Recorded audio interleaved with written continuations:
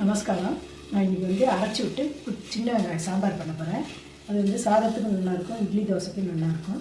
நான் அதை ஃப்ரெஷ்ஷு பொடி அரைச்சி பண்ண போகிறேன். அதான் பண்ணுறேன், காமிக்கிறேன். அதுக்கு வெங்காயம், துவரம்பருப்பு வச்சுருக்கேன், மஞ்சள் பொடி, புளி ஒரு எலுமிச்சம்பழம் அளவு வச்சுருக்கேன், தக்காளி, கொஞ்சம் வெல்லம், உப்பு, கருவேப்பிலை வச்சுருக்கேன், கொத்தமல்லி வேணுங்கிறா போட்டுக்கலாம்.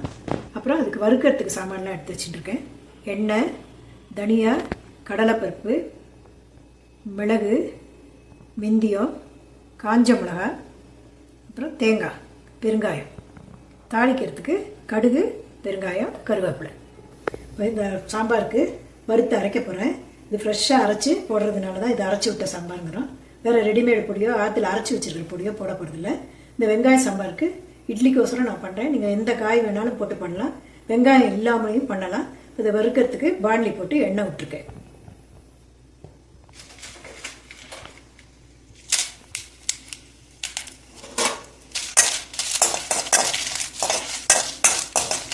மிளகா வறுத்துட்டேன், கருப்பே ஆகக்கூடாது.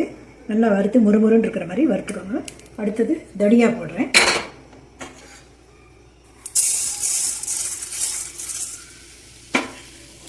தனியா வாசனை வந்து வறுத்துக்கணும், கருகக்கூடாது. தனியா வந்து 5-6 பேருக்கு நான் பண்ணுறேன். இட்லி நோக்கி கொஞ்சம் சாம்பார் நிறைய ஆகும். அதனால ஒரு பெரிய ஸ்பூனில் 4 ஸ்பூன் தனியா போட்டிருக்கேன். காரம் எங்களுக்கு ரொம்ப வேண்டாங்கிறதுனால ஒரு 6 மிளகா போட்டிருக்கேன். நீங்கள் காரத்தை பொறுத்து நீங்கள் மிளகா போட்டுக்கோங்க. கடலைப்பருப்பு வந்து 3 ஸ்பூன் போட்டுக்கிறேன். வறுக்கும்போது எல்லாம் வாசனை வரணும். அதே மாதிரி கோல்டன் ப்ரௌனாக வறுத்து எடுத்துக்கோங்க. ரொம்ப கருகி எடுத்துனாக்கா டேஸ்ட்டு போயிடும். தனித்தனியாக வறுத்து போட்டுக்கோங்க, அப்போ தான் நல்லாயிருக்கும். வறுத்து போட்டு வறுக்க வேண்டாம். மிளகு கொஞ்சம் போட்டுக்கிறேன்.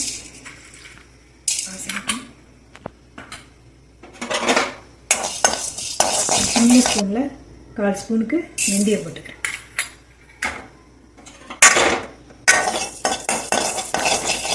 தேங்காய் போடுறேன்,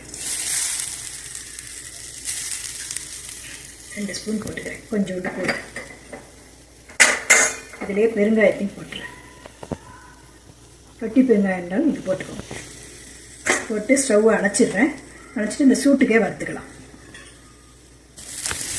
சாமான்லாம் வறுத்து வச்சுட்டுருக்கேன். இது கொஞ்சம் ஆறட்டும். குக்கரில் பருப்பு வேக போட்டிருக்கேன், புளி ஊற வச்சுருக்கேன். இதை அரைச்சிட்டு குறகுறான்னு அரைச்சிட்டு, ரொம்ப குறகுறான்னு வேண்டாம், மீடியமாக அரைச்சிட்டு உங்களுக்கு கொண்டு வந்து காமிக்கிறேன். தண்ணி வேணாலும் குத்தி அரைக்கலாம், இல்லை பொடியாக வேணாலும் நீங்கள் பண்ணிக்கலாம். நான் தண்ணி குத்தி தான் அரைக்க போகிறேன். வெங்காய சாம்பாருக்கு தாளிக்க போகிறேன். நான் தாளிச்சதுலேயே வெங்காயம் போட்டு வெங்காயம் தக்காளிலாம் வதக்கிப்பேன். அதனால் இப்போ வெங்காயத்தை வதக்கிறதுக்கு எண்ணெய் வச்சு பாண்லி காஞ்சிட்டுருக்கு.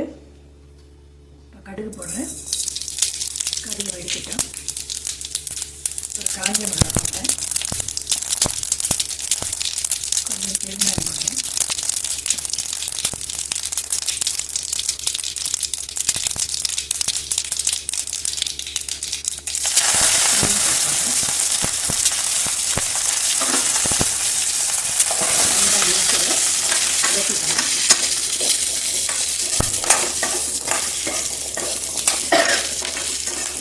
கொஞ்சமாக வெங்காயத்துக்கு மட்டும் உப்பு போடுறேன். வெங்காயம் சீக்கிரம் வதங்கணும், அதனால் மஞ்சள் பொடி போட்டு வச்சு கலர் மாறாமல் இருக்கும். அதுக்கப்புறம் வெங்காயம் பாதி வதங்கிட்டு தக்காளி கொஞ்சம் போட்டுக்கிறேன். இங்கே அரைக்கிறதுலேயும் போட்டுக்கிறதுனா போட்டு அரைச்சிக்கலாம். நான் வந்து வதக்கி போட்டுக்கிறேன். வெங்காயம் வதங்கிட்டு இப்போ புளித்தண்ணி ஊற்றுறேன்.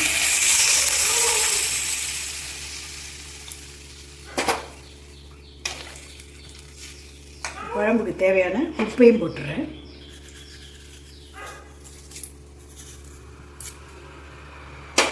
புளித்தண்ணி கொதித்து பச்சை வாசனை கொஞ்சம் போட்ட புளி வாசனை அரைச்ச விழுது கொட்டுறேன்.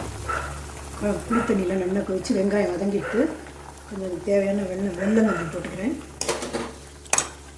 அரைச்சி வச்சுருக்கிறத வறுத்ததெல்லாம் அரைச்சி வச்சுருக்கீங்க. இந்த மாதிரி ரொம்ப தண்ணியாக வேணால் நீங்கள் ஜலம் கூட குத்தி அளந்து குத்திக்கலாம்.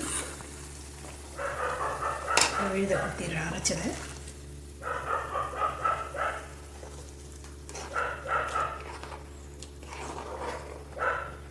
கொதிக்கட்டும் நல்லா. அதுக்கப்புறம் பருப்பு கொட்டணும். குழம்பு புளியெல்லாம் போட்டது, பொடியெல்லாம் போட்டு நல்லா கொதிச்சுட்டு வெங்காயம் நல்லா வெந்துட்டு பருப்பு வேக வச்சது வச்சுட்டுருக்கேன். அதில் குத்திடலாம்.